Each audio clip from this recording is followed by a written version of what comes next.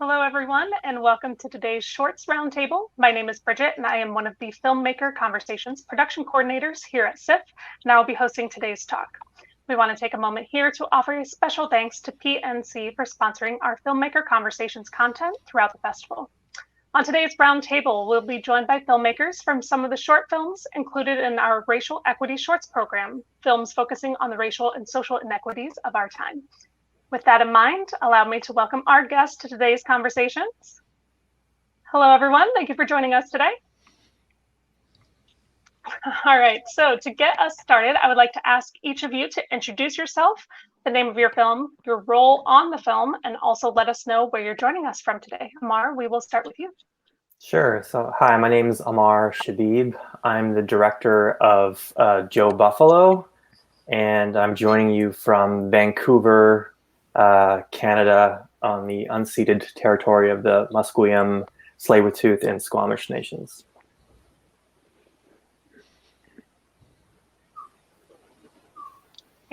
Hello, my name is Joe Buffalo. I'm the talent in the film of Joe Buffalo, the short doc, and I'm coming from Vancouver, British Columbia, on the unceded territory of the Tsleil-Waututh, Musqueam, and the Coast Salish people. Hello, my name is Cy Dotson. I am director of Say His Name, and originally from Ohio, in Zanesville, Ohio, and I moved up to Minneapolis in 2000, so Minneapolis is my home. Hey everybody, I'm Chris Bowers. I'm one of the subjects and the composer and the co-director of A Concerto is a Conversation, and I'm calling you from Los Angeles. I'm Ben Proudfoot, and I am co-director with Chris of A Concerto is a Conversation, and I'm calling from Timberlea, Nova Scotia, in Canada. Hi, I'm Bill Wisniewski, the director of The Roads Most Traveled, and I'm calling from San Diego, California. Rocky Romano, the co-director of We Can't Breathe. We're calling you from Marina Del Rey, California, in Los Angeles. I'm Miranda Winters, and I'm Marina Zemmel, the composer and starring in We Can't Breathe. Thank you all for joining us today. We are very excited to have you here. And the first thing we would like to ask you is what led you to make this particular film and perhaps how you became involved in the making of this film. Amar, back to you. Thank you. The genesis for this film kind of started actually, I guess, 15 years ago when I met Joe through skateboarding in Montreal. We skated together over a summer, and then I moved out west to Vancouver to go to film school. Long story short, we kind of lost contact and then reconnected in the summer of 2019 when Joe became a professional skateboarder. And I heard about it and also learned that he was a survivor of one of the last residential schools in Canada. And for those who don't know, those are basically, boarding schools, mandatory boarding schools set up by the government to whitewash Indigenous kids.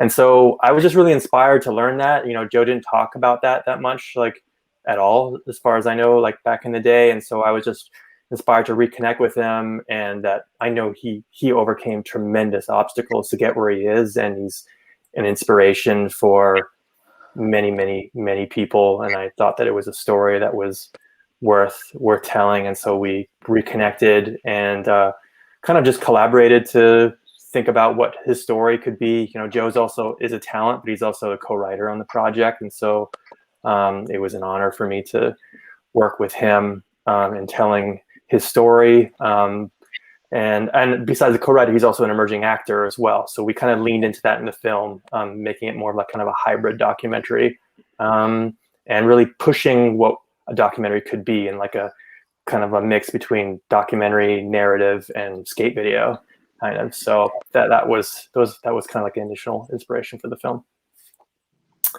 Joe. Hi, my name is Joe Buffalo.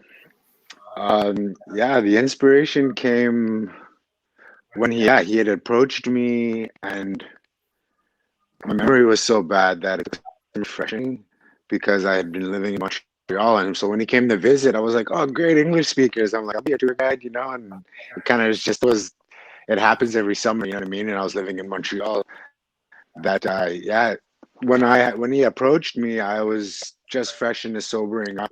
And I had lived a couple of lives on the street in rock bottom on the downtown east side of Vancouver. And so when he approached me, I was like so fresh into sobering up. Everything was super tender, but also trust was an issue, you know? And so just being able to like fully trust someone in a project, and I'm like, well, this wants to work with me. I'm like, you know, it was just so like, yeah, that was an inspiration in itself, you know what I mean? Just him believing in my story, you know? So it just made it so organically, yeah, it made it so much easier to get the job done, you know?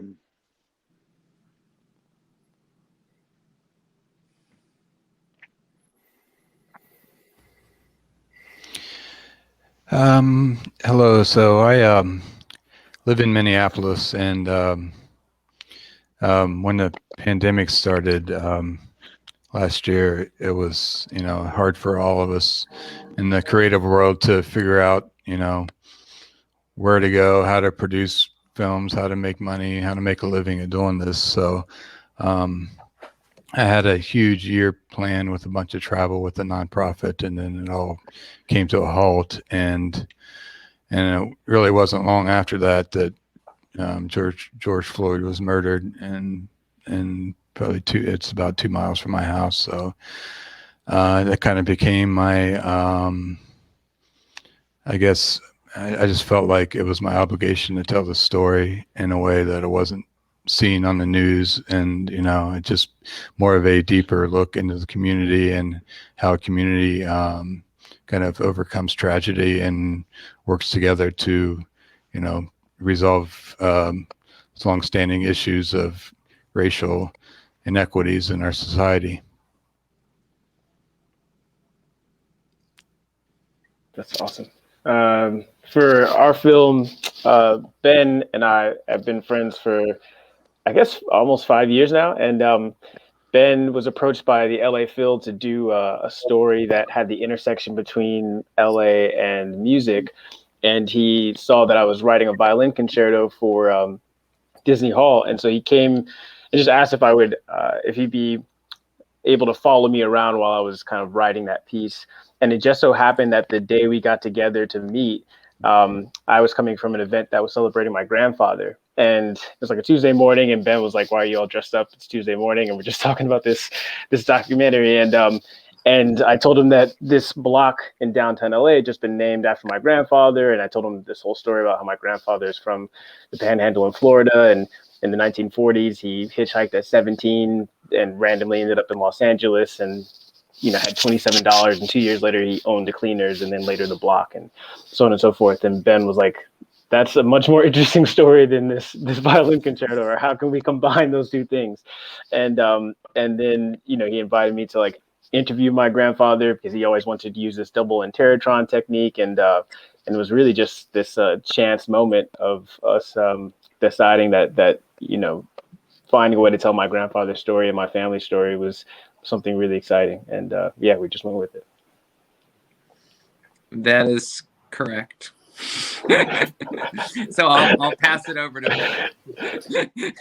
Sure, sounds good. Yeah, so ours was part of a docuseries we did on photographers, and it was something that was kind of a passion project. You know, all of us are at least dabble in photography, and so I had known Don. I had seen a lecture of his a few years ago. You know, Pulitzer Prize winning photographer, and he had recently retired from the LA Times. So he is the first person I reached out to, and you know, his whole career was built on documenting, you know, illegal immigration from Central America, and just a phenomenal man who, you know, has just a knack for showing the humanity in any subject that he addresses. And so it was very timely, you know, story.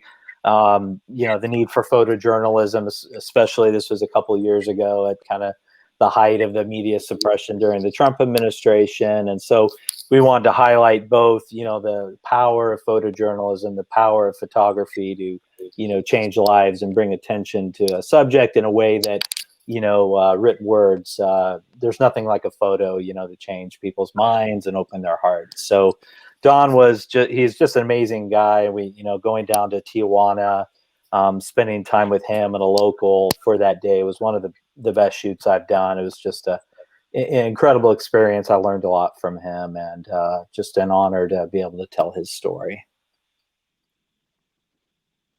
Awesome. Hi, everybody. Rocky Romano here, one of the co-directors for We Can't Breathe. First and foremost, I took the time to watch everyone's trailers, and I find inspiration personally from, you know, stories like the stories that you've all chosen to tell, and especially done as well as everyone's done. So you guys are an inspiration for sure. Our inspiration, I think it was different for each one of us. We were right in the midst of, we have a film and TV production company. We have multiple projects going, and obviously the pandemic hit, and then we saw the murder of George Floyd. It impacted us, like I know it impacted so many people, and we knew that we had to turn our cameras onto this subject, and it became very important to us to go out and capture and show what was occurring, that we weren't really seeing what was happening on mainstream television, and the reports that we were seeing weren't the truth of what we were capturing and what we were seeing on the streets. So it became very important for us to tell it, and then we wanted to tell it in an interesting, sort of a hybrid fashion, mixing archival footage, photography, sort of a first-person portrayal. And that's really the inspiration from my point of view about it. But I'll let Miranda talk to her inspiration.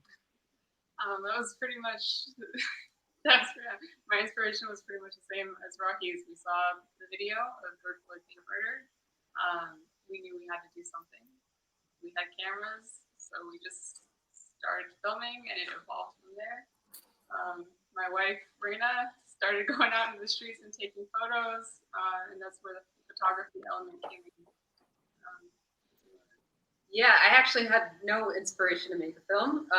I just was taking photos because I do photography, and I felt that this was an important tool that I could use to help construct a more accurate narrative of what was happening. And they just asked if they could just follow me along, so I said sure, and then we made a movie.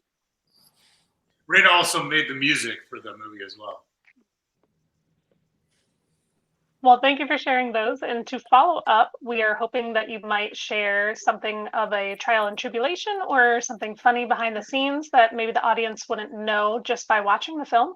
So, Amar, what kind of stories do you have for us? Oh, yeah, I've been thinking about that as my time. Like, what am I going to share? There's so many things that happened. I think maybe what I'll share is like, we shot, so our film is 16 minutes long, like 15 minutes and 45 seconds, and we shot 13 and a half days, not including travel days. And we were a crew of like, I think there was like core team of like 4 of us, I think, 4 or 5 of us. So yeah, I guess we shot a lot of footage, and we shot an initial shoot of like, I think 10 days at first, and then we stopped and shot some skateboarding, and then COVID hit, and so we had to wait a few months before we were able to shoot again until May. So that obviously threw a big wrench in things, like I'm sure similar to a lot of other people's productions. Yeah, I guess other than that, like, I think I'll let Joe share a little bit more maybe about how, you know, it was kind of an intense process at certain moments. Yeah, maybe I'll let Joe speak to that, or whatever he wants to talk about. Yeah, the trials and tribs. Yeah, I don't know. I would have to say that. What I have to say was the trust thing. You know what I mean? Because of being in these institutions for so long and not being able to trust people, and especially with a story like mine, like my grandparents, my mom and dad, all my brothers and sisters went to these institutions, and I never once heard anything from any one of them growing up ever about anything, you know, not even how they got to and from these places, you know. So yeah, that proved to be difficult, was just sitting down and having to record the audio, and you know, and like it would take about an hour and a half of just like, basically it's just like between friends, you know, asking questions and answering and whatnot. But that led to me like having to dig so deep that I could only go for like an hour and a half each time, because I was just physically and mentally like exhausted to the point where I was ready to flip the table and just, you know, I needed to resource myself. And like, so that proved to be difficult, you know, having to relive the past and having to get it all on audio and being like, okay, and then putting all trust in something like a project like this and being so fresh of like into my sobriety, you know, I was having my guard up and being in survival and like not knowing how, you know, like just took a lot of courage. Whereas, you know, normally I do things without even thinking about it a lot of the times, because I just have that much confidence. Whereas this, it took a little while to kind of work into just working into the trust, you know what I mean? And that was a huge one for me. So trust was like by far the biggest challenge and trip for me. Once I was able to like fully give it all in, then it was almost like therapy, you know what I mean? It was just, I just felt like I could breathe, and I had this extra strength where I was like, you know, I just like did a few rounds, it felt like, you know. So it was like, I'm stoked that I'm able to show the world my story.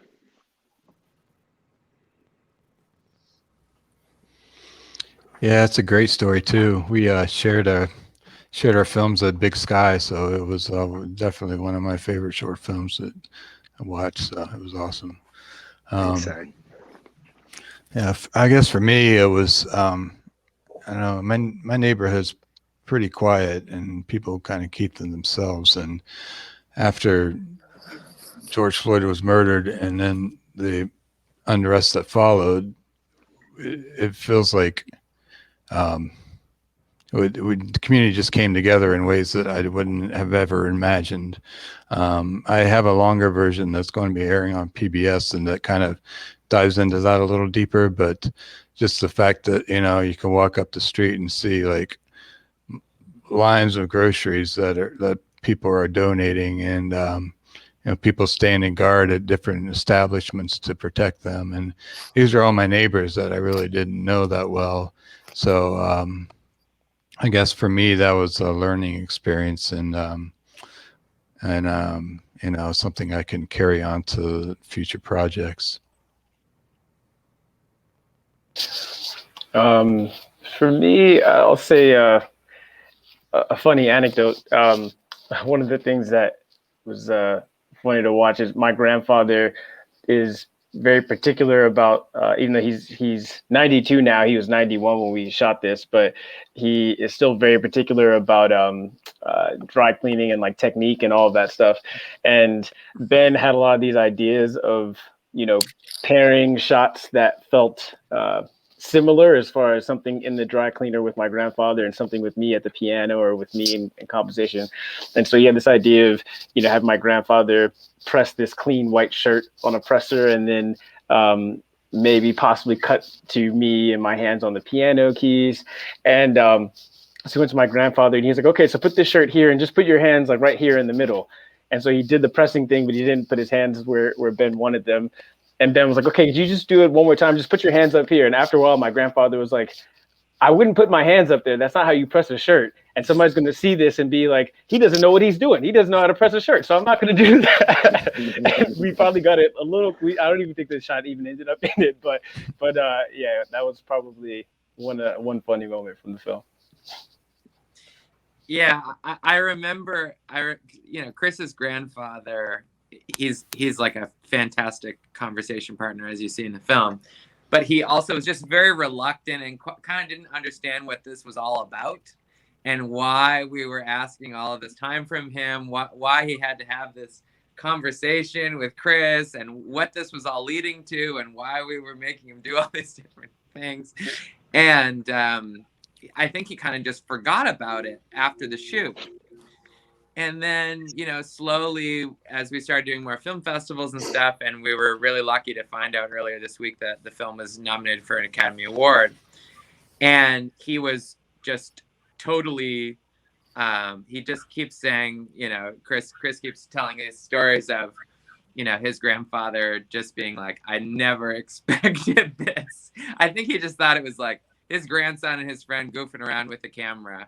And so for Chris and I, who we set out to make a film that was a dedication to him, we set out to make a film that would bring the spotlight to this story that had kind of sat in silence for 80 years, almost 80 years, has been extraordinarily gratifying. And I think not something that Horace ever expected, but I think for both Chris and I, that was the most rewarding part of the whole thing, and just sort of a delight to see him experience.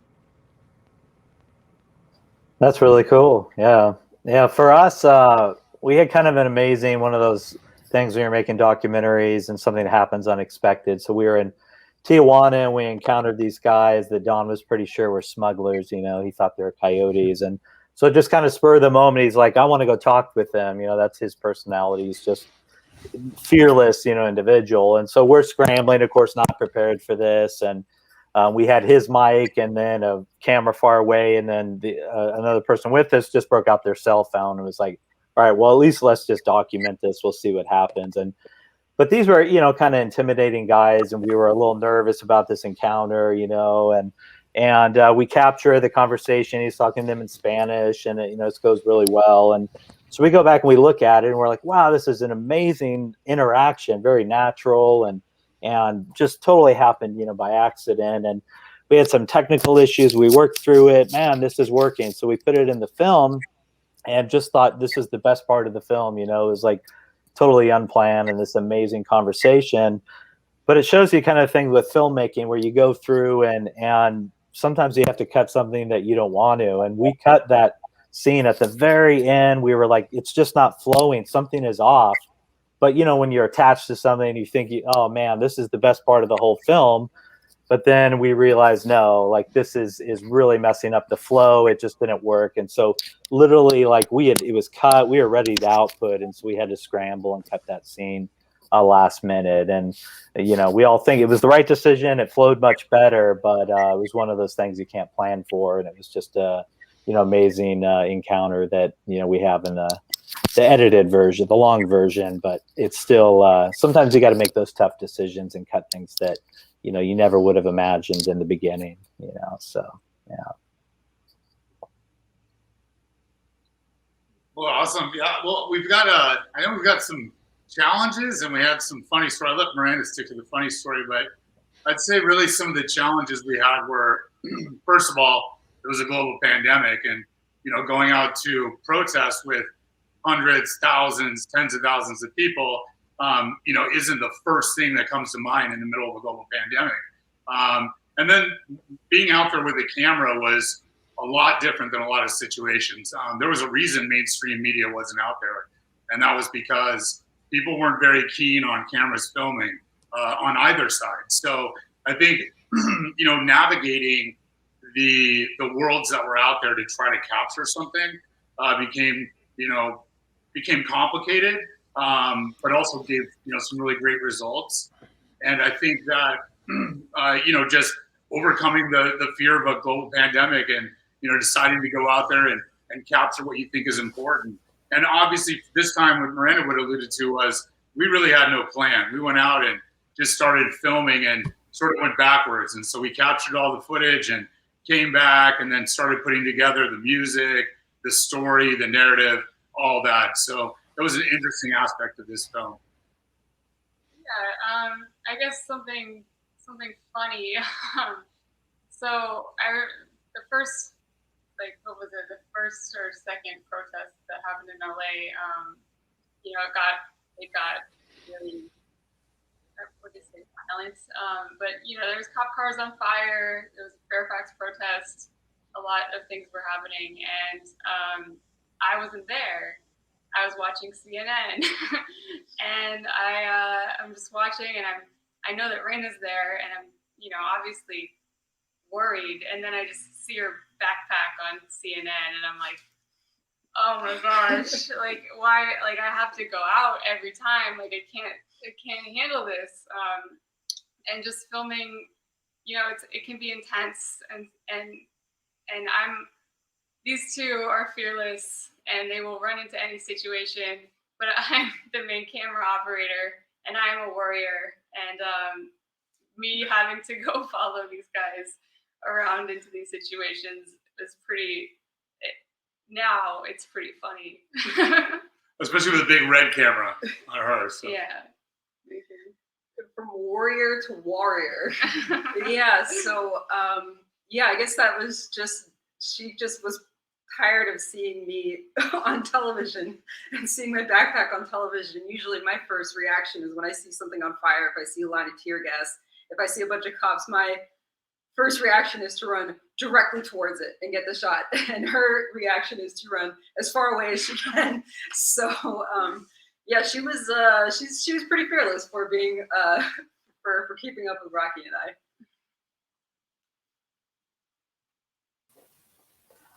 Well, thank you all so much for sharing your stories and insights on your films. We sincerely appreciate it. And on behalf of SIFF, allow me to thank you so much for taking the time to join us today for today's roundtable from all over the place. In addition, we have to say thank you to you, our audience, for joining us for today's Shorts Roundtable. We wouldn't be here without your ongoing support, and we are so excited to be there with you as you bring film home. We hope you'll consider supporting our challenge match again this year, presented by Cuyahoga Arts and Culture, to support the future of our festival. Our goal is to reach $145,000 this year, and we are so grateful for any amount you are able to contribute. To make a donation or to purchase tickets or check out our full schedule of filmmaker conversations, please visit clevelandfilm.org.